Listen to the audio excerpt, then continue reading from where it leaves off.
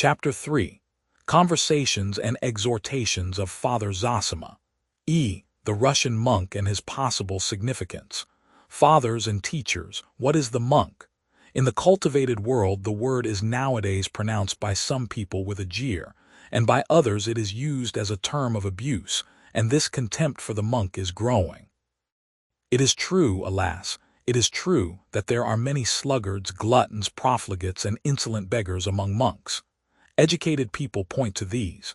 You are idlers, useless members of society, you live on the labor of others, you are shameless beggars.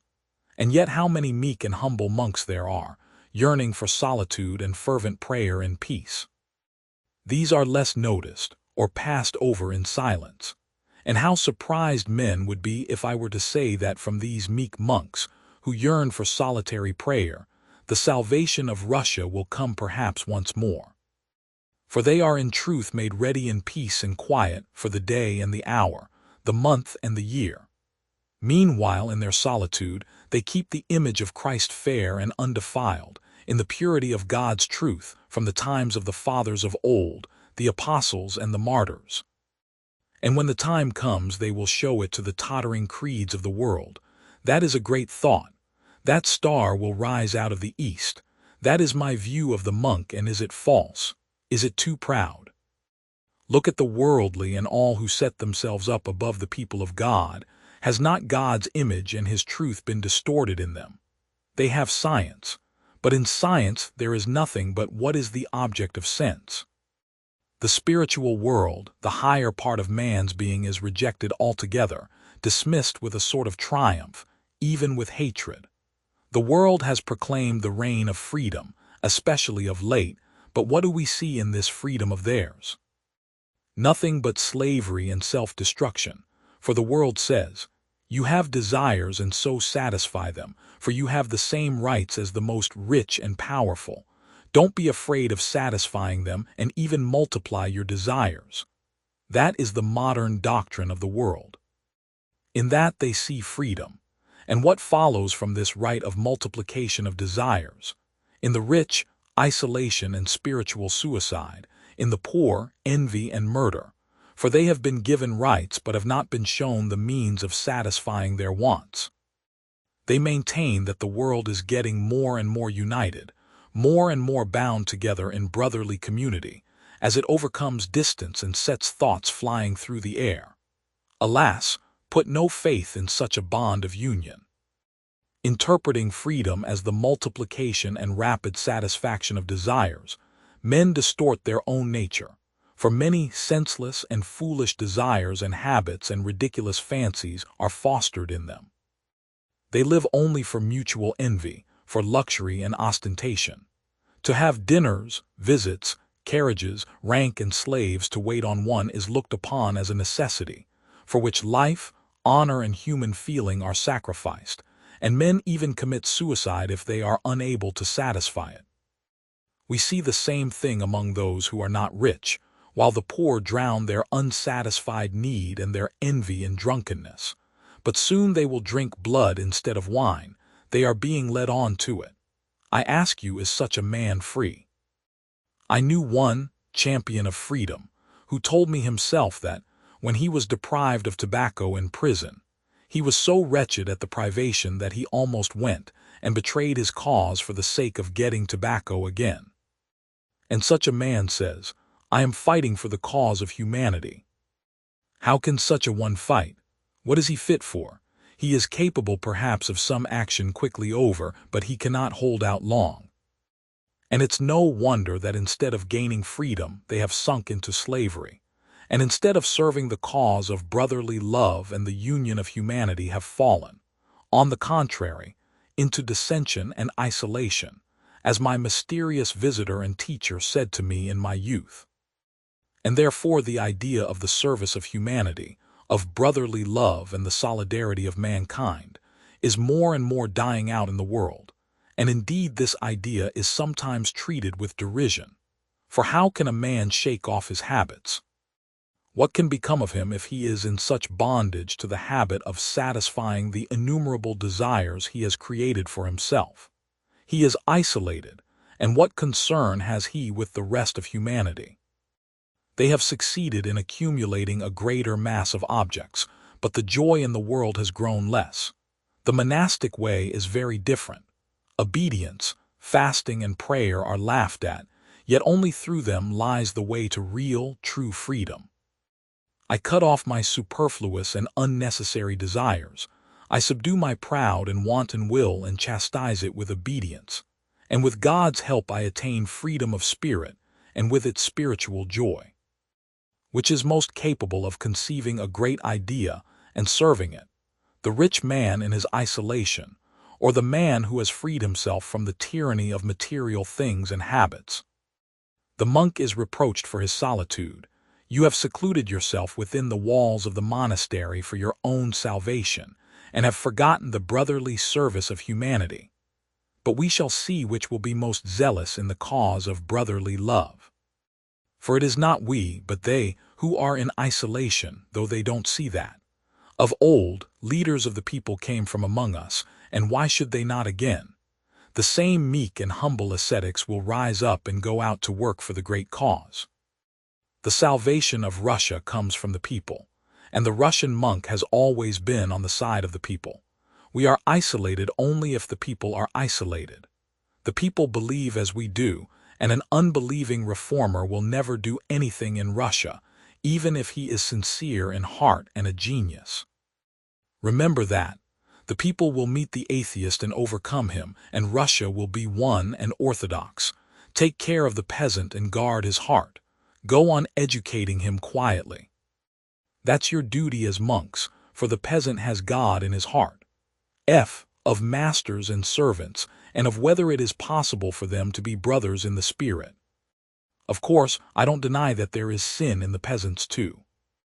And the fire of corruption is spreading visibly, hourly, working from above downwards. The spirit of isolation is coming upon the people too. Money lenders and devourers of the commune are rising up. Already the merchant grows more and more eager for rank, and strives to show himself cultured though he has not a trace of culture, and to this end meanly despises his old traditions, and is even ashamed of the faith of his fathers. He visits princes, though he is only a peasant corrupted.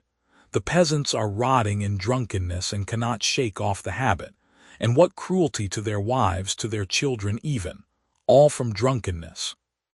I've seen in the factories children of 9 years old, frail, rickety, bent, and already depraved. The stuffy workshop, the din of machinery, work all day long, the vile language and the drink. Is that what a little child's heart needs?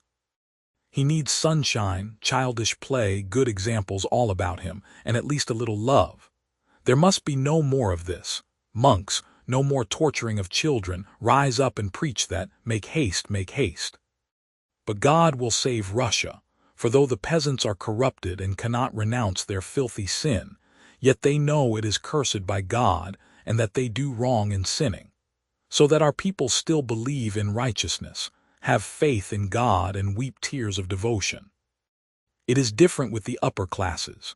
They, following science, want to base justice on reason alone, but not with Christ as before, and they have already proclaimed that there is no crime, that there is no sin. And that's consistent, for if you have no God, what is the meaning of crime?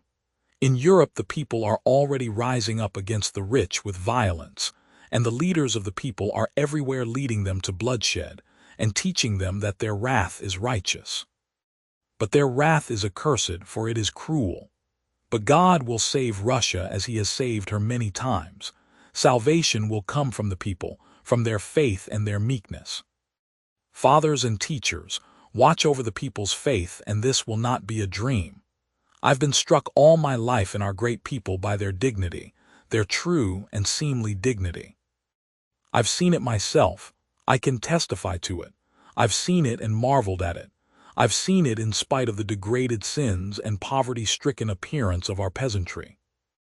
They are not servile, and even after 2 centuries of serfdom they are free in manner and bearing, yet without insolence, and not revengeful and not envious.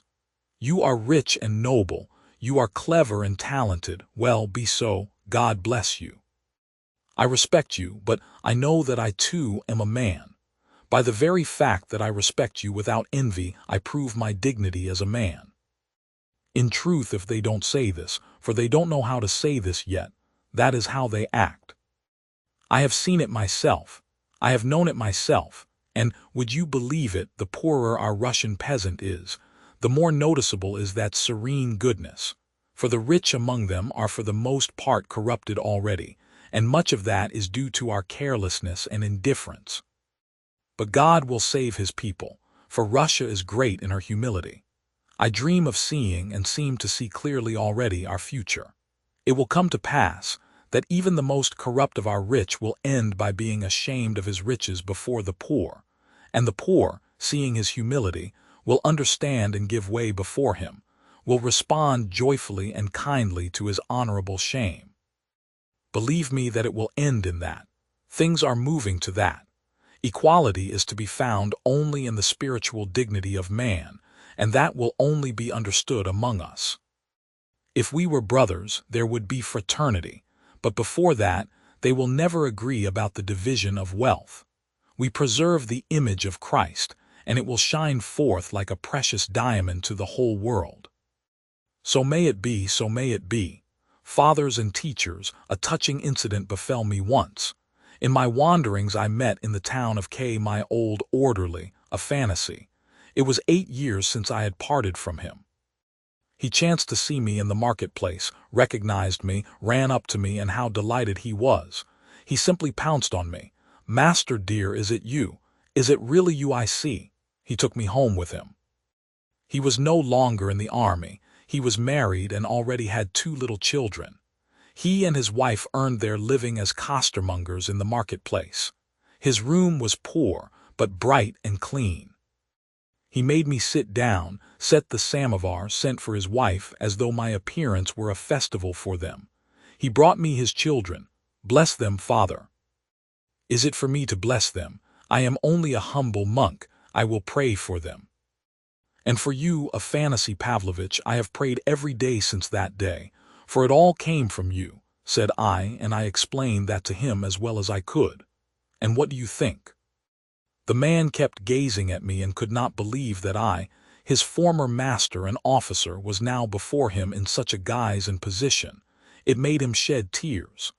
"Why are you weeping?" said I. "Better rejoice over me, dear friend, whom I can never forget, for my path is a glad and joyful one."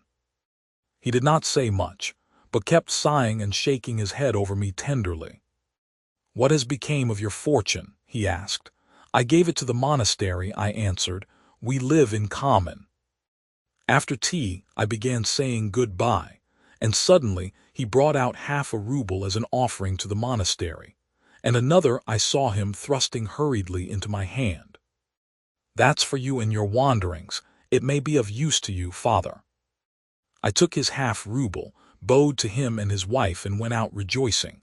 And on my way I thought, here we are both now, he at home and I on the road, sighing and shaking our heads, no doubt, and yet smiling joyfully in the gladness of our hearts, remembering how God brought about our meeting. I have never seen him again since then.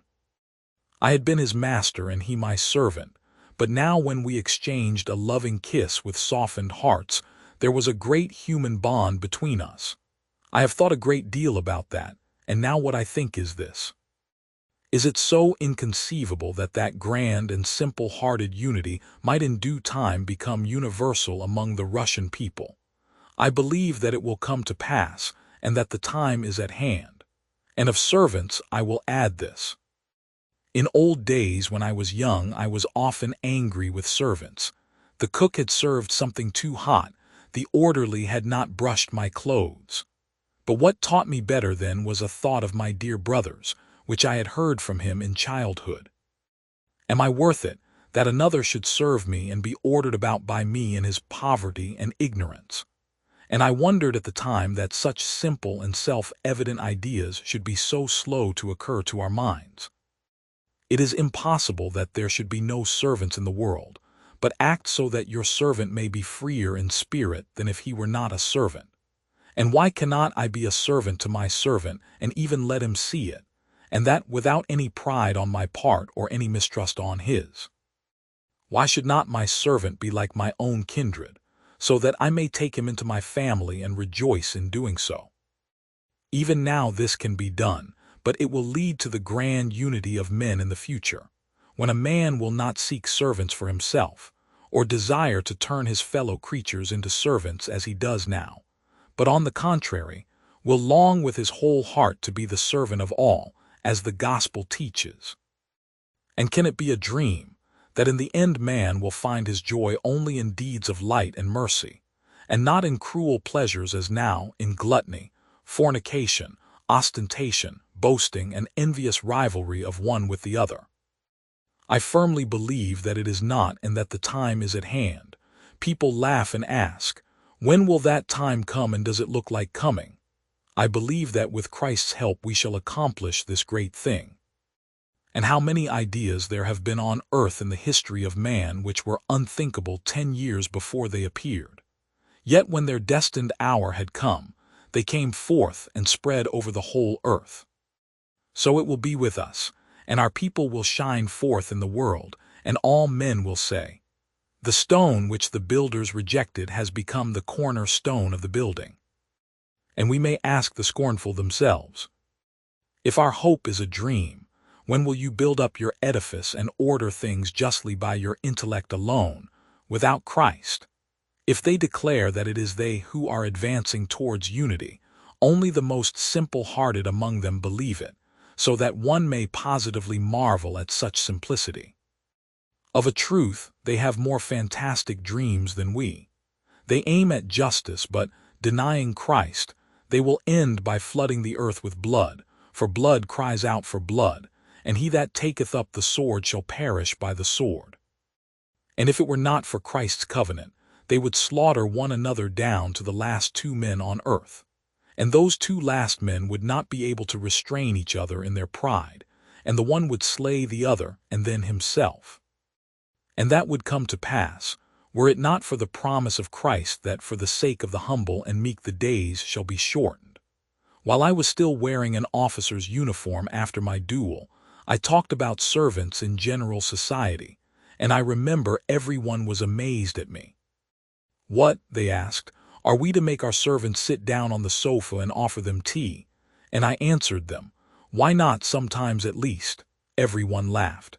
Their question was frivolous and my answer was not clear. But the thought in it was to some extent right.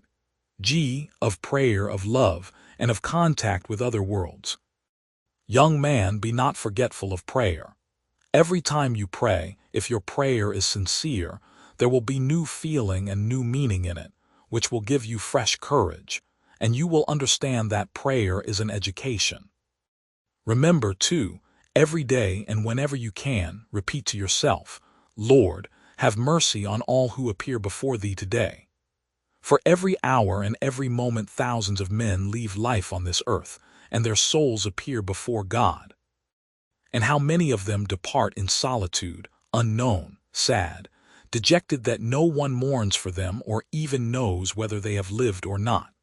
And behold, from the other end of the earth perhaps, your prayer for their rest will rise up to God though you knew them not nor they you.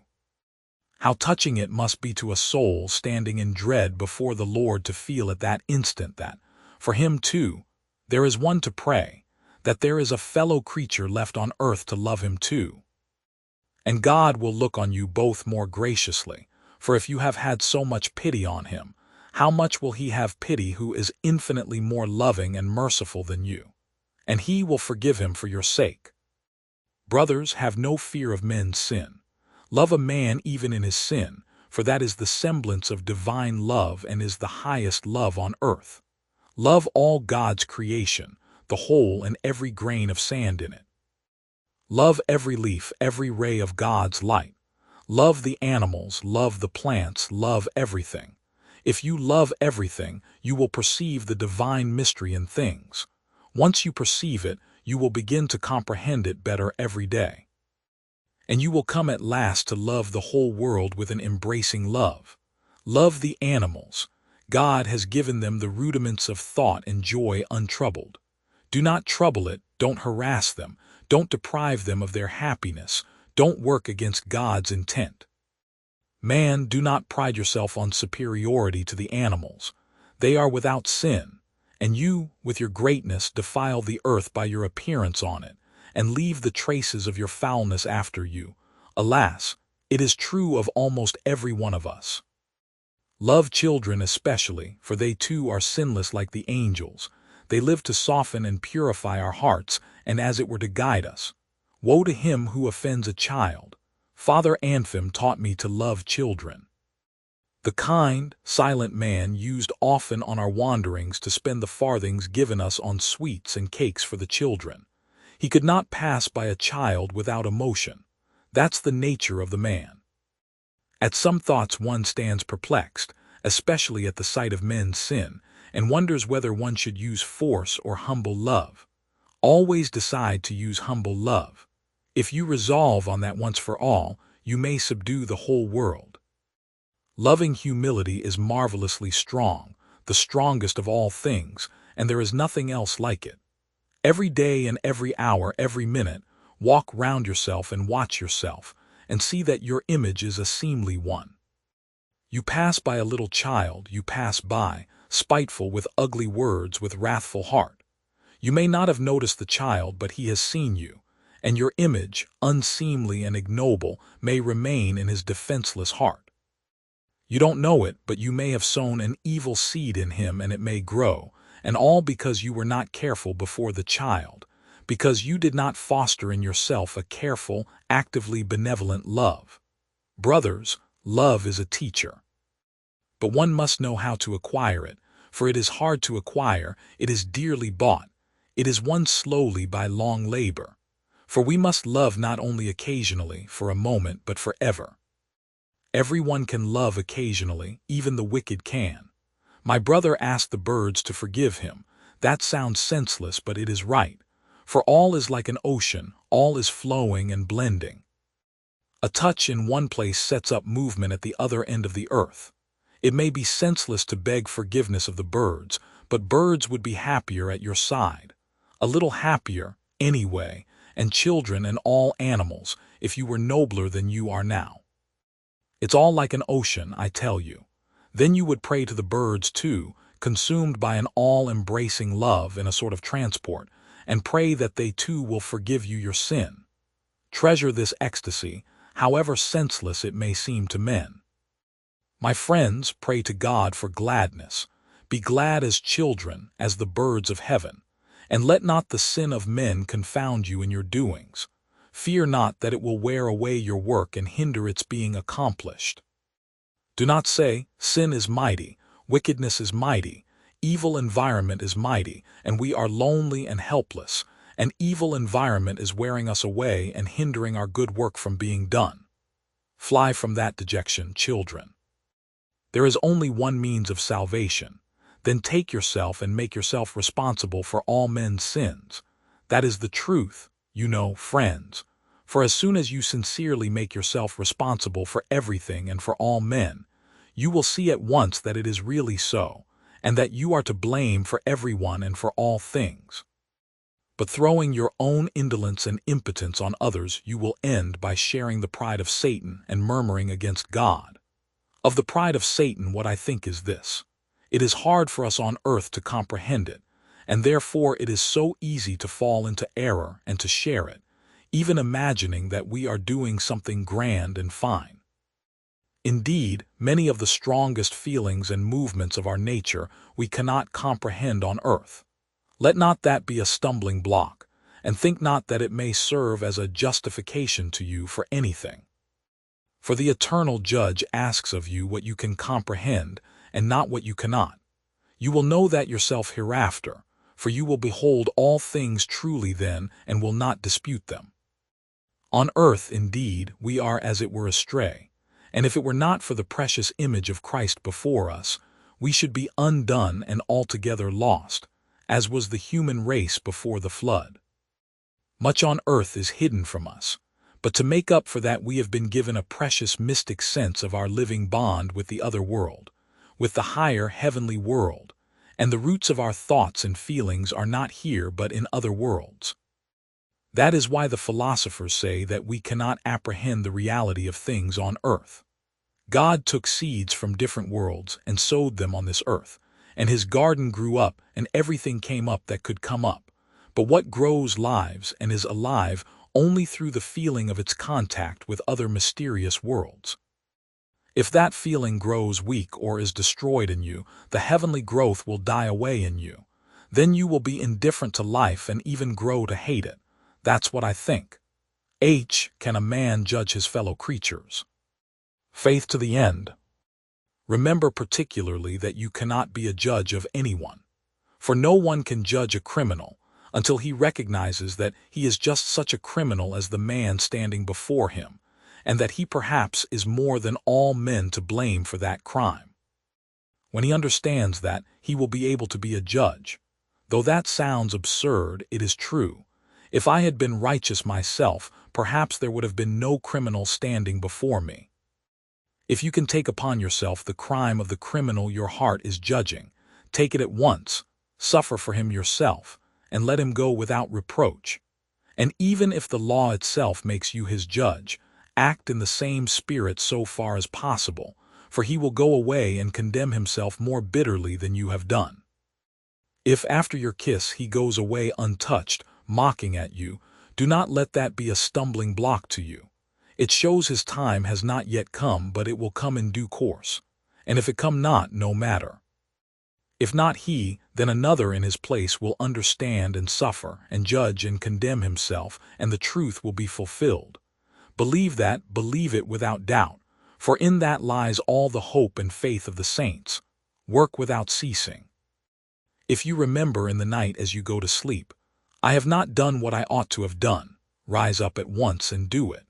If the people around you are spiteful and callous and will not hear you, fall down before them and beg their forgiveness. For in truth you are to blame for their not wanting to hear you. And if you cannot speak to them in their bitterness, serve them in silence and in humility, never losing hope. If all men abandon you and even drive you away by force, then when you are left alone, fall on the earth and kiss it. Water it with your tears, and it will bring forth fruit, even though no one has seen or heard you in your solitude. Believe to the end, even if all men went astray and you were left the only one faithful, bring your offering even then and praise God in your loneliness.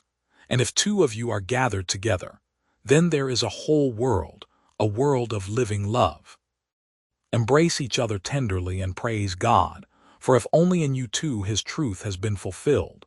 If you sin yourself and grieve even unto death for your sins or for your sudden sin, then rejoice for others, rejoice for the righteous man, rejoice that if you have sinned, he is righteous and has not sinned. If the evil doing of men moves you to indignation and overwhelming distress, even to a desire for vengeance on the evil doers, shun above all things that feeling. Go at once and seek suffering for yourself, as though you were yourself guilty of that wrong. Accept that suffering and bear it, and your heart will find comfort, and you will understand that you too are guilty, for you might have been a light to the evil doers, even as the one man sinless, and you were not a light to them. If you had been a light, you would have lightened the path for others too, and the evil doer might perhaps have been saved by your light from his sin. And even though your light was shining, yet you see men were not saved by it. Hold firm and doubt not the power of the heavenly light. Believe that if they were not saved, they will be saved hereafter.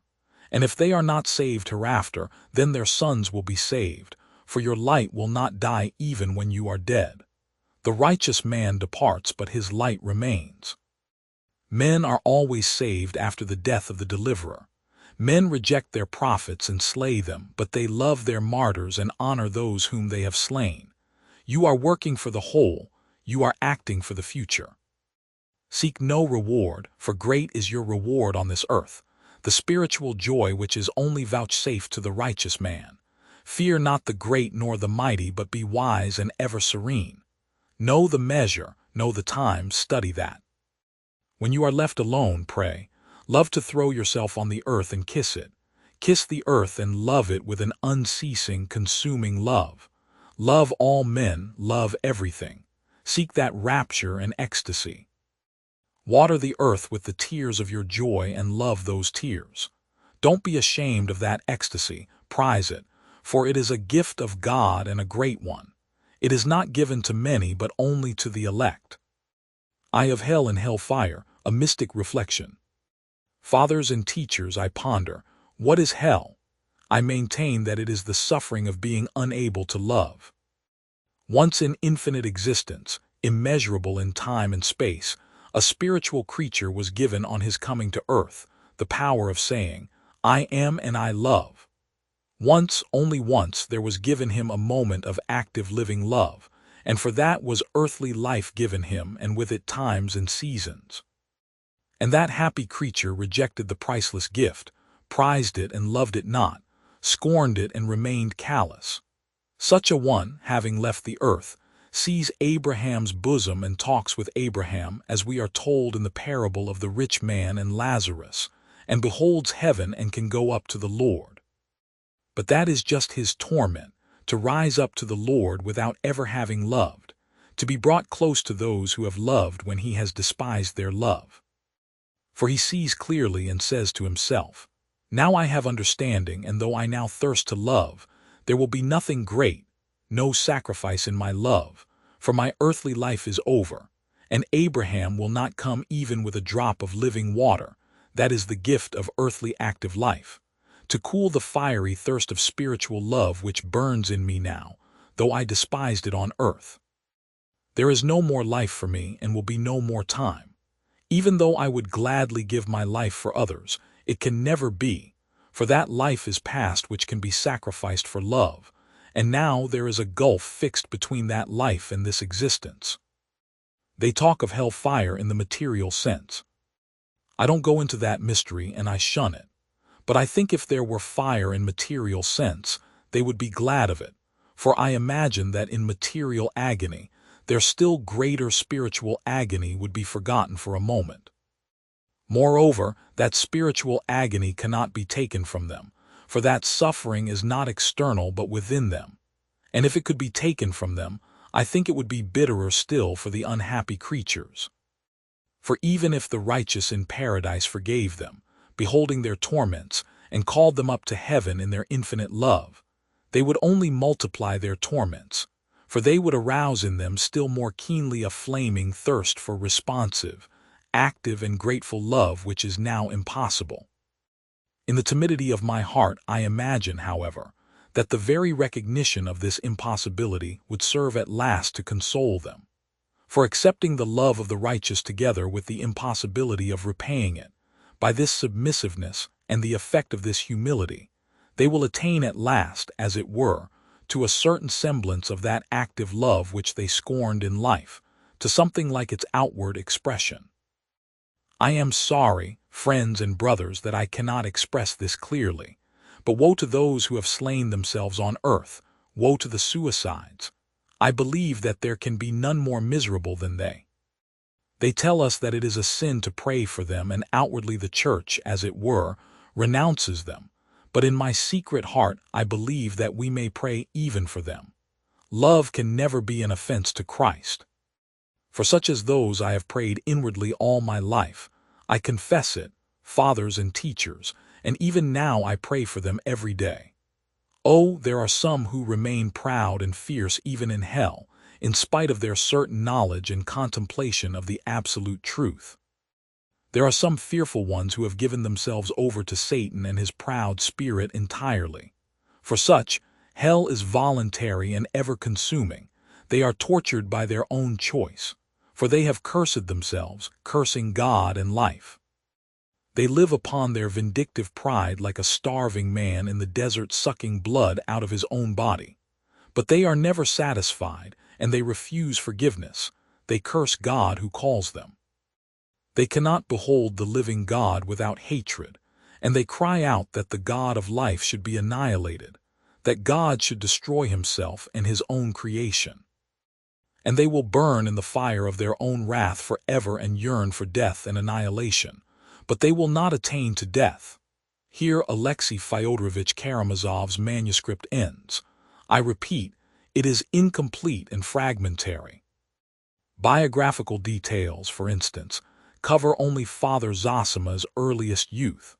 Of his teaching and opinions, we find brought together sayings evidently uttered on very different occasions. His utterances during the last few hours have not been kept separate from the rest, but their general character can be gathered from what we have in Alexei Fyodorovich's manuscript.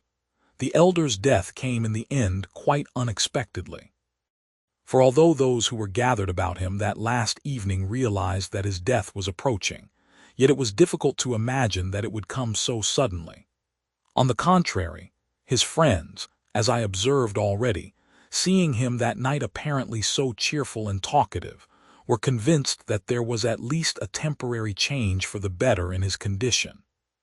Even 5 minutes before his death, they said afterwards wonderingly, it was impossible to foresee it. He seemed suddenly to feel an acute pain in his chest. He turned pale and pressed his hands to his heart. All rose from their seats and hastened to him. But though suffering, he still looked at them with a smile, sank slowly from his chair onto his knees, then bowed his face to the ground, stretched out his arms and as though in joyful ecstasy, praying and kissing the ground, quietly and joyfully gave up his soul to God. The news of his death spread at once through the hermitage and reached the monastery. The nearest friends of the deceased, and those whose duty it was from their position, began to lay out the corpse according to the ancient ritual, and all the monks gathered together in the church. And before dawn, the news of the death reached the town. By the morning, all the town was talking of the event, and crowds were flocking from the town to the monastery. But this subject will be treated in the next book. I will only add here that before a day had passed something happened so unexpected, so strange, upsetting, and bewildering in its effect on the monks and the townspeople, that after all these years, that day of general suspense is still vividly remembered in the town.